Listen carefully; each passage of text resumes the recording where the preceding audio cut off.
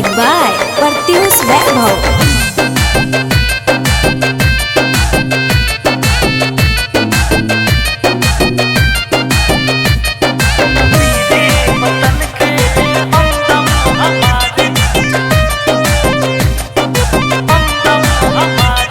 बहारे रहेंगी नजारे रहेंगे, चमकता ये चंदा सितारे रहेंगे। बहारे रहेंगी नजारे रहेंगे, चमकता ये चंदा सितारे रहेंगे। कि हम ना रहे गम हमारा न करना, दीवानों को बस तुम जरा याद करना।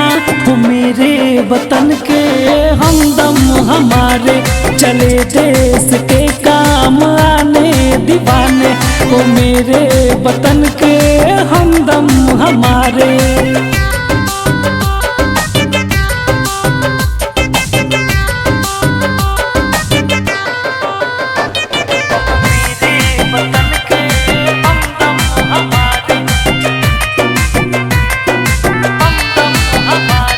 ये महफिल सजेगी सजेंगे ये गुलशन, मेरे बिन वीराना न होगा ये चिलमन।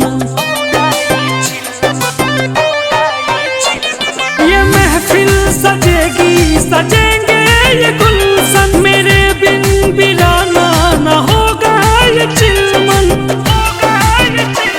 चले आज दिल का दिया ये जलाने,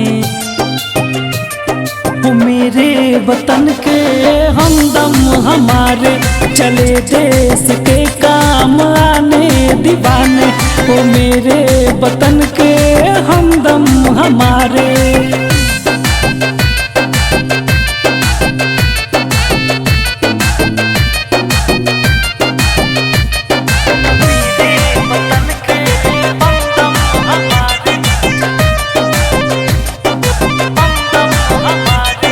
झुकने न देंगे ये अपना तिरंगा, जान चाहे जाए बहे खून की गंगा।